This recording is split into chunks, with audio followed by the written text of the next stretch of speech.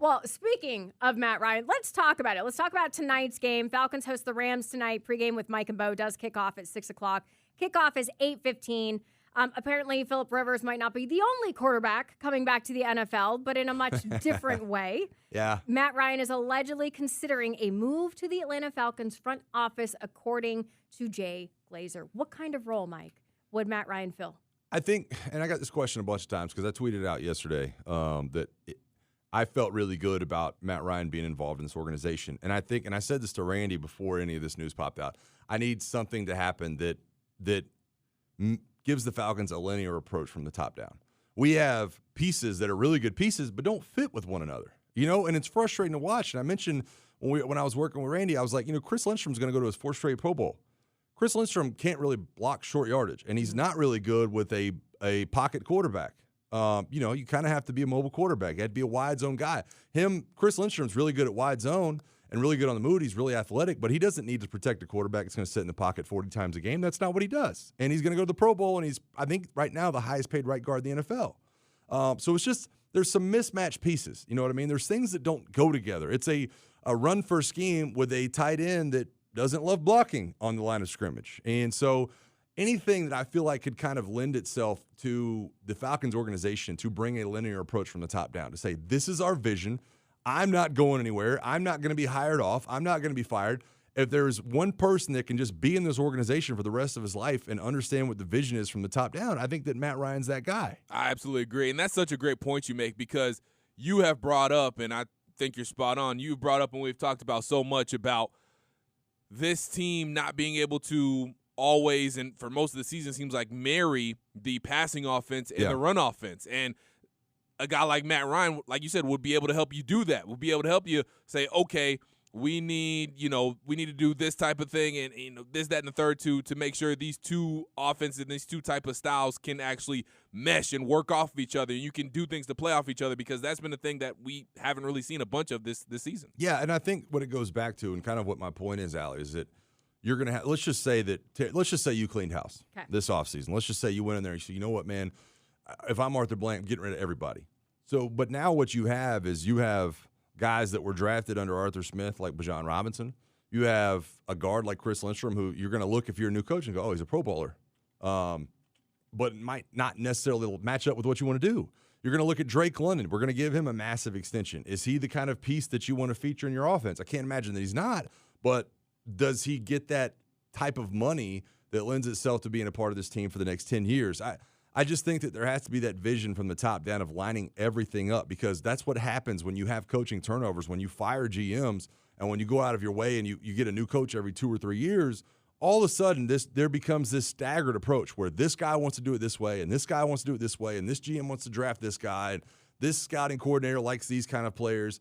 There just needs to be a linear vision. And, you asked me what I thought the role would be. Mm-hmm. I don't know the exact title, and I don't think that they're going to necessarily fire somebody to move him into a role. I don't think he's going to be a general manager or anything like that. I don't think this is one of those things where a lot of people are kind of tweeting me going, yeah, get Rich McKay out and put Matt Ryan in. It's not going to be that kind of thing. But I do look at, there's a guy in the front office right now named Ryan Pace. He's the vice president of football operations.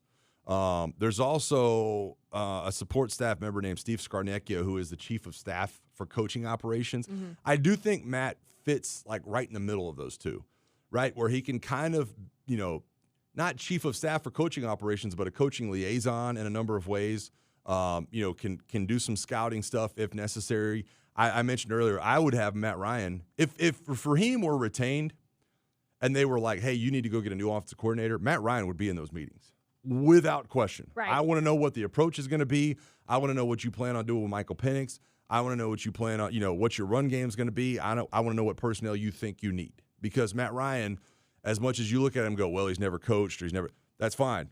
Zach Robinson's only coached for 6 years and has never been in that role either. So I don't know why we'd be splitting hairs there. But I do think that you look at football operations from the top down, and you line up scouting, you line up the coaching search, you line up, these personnel people, and you just make sure the vision is what it needs to be for this organization for the next 20 years. Not for the coaches to make it to the next contract, Not saying, well, I'm going to play this guy because my job's on the line. Right. But simply saying, hey, this is the vision for the next 20. I want to make sure everybody's on the same page and moving forward from there. And I think Matt Ryan's the guy to be able to get that done because Matt Ryan's not going anywhere. Matt Ryan is an Atlanta Falcon. Yeah. I know he had that little stint with the Indianapolis Colts, but Matt Ryan is an Atlanta Falcon. And I think that Arthur Blank would trust him to be in some kind of role where he can do a little bit of everything. Well, and there was that talk last week about this consulting firm coming in for the Atlanta Yes. Falcons to look around. Is this one of the things they're proposing, you think?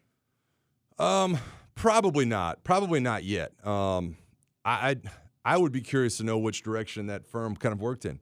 If you were to be hiring a new head coach, would that firm be in the meetings with Matt Ryan?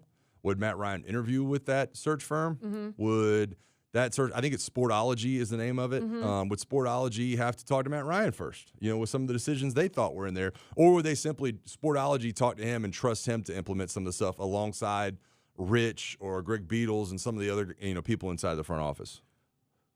Is there any chance that, because obviously the reports have come out now, teed it up perfectly, that, this isn't finalized yet, but they're, obviously talks are heating up. Is there any chance you think that this doesn't end up happening? Because obviously we all think it would be great if it does happen, and I think there's a probably pretty good chance that it does happen, but I guess my question more so is what would stop this from happening? Like what would be a roadblock?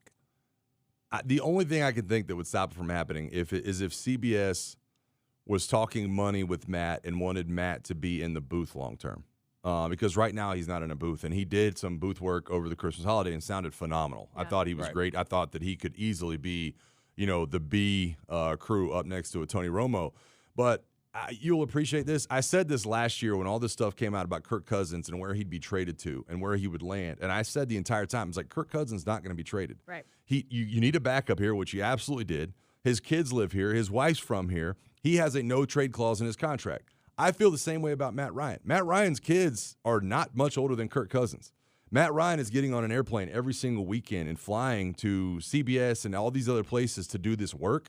I promise you that if Matt Ryan, given the opportunity, would love to have a tea time up at Sugarloaf and to head up to Flowery Branch every couple of days. I just think that he would much rather be in that line of work and staying put and not traveling all the time when his kids are – I don't know. His twin boys are maybe like 8 these days. I just think that that's the kind of thing where he would want to stay put. So to answer your question, I don't know other than the CBS network offering him a booth spot and a lot of money to continue to be part of CBS Sports.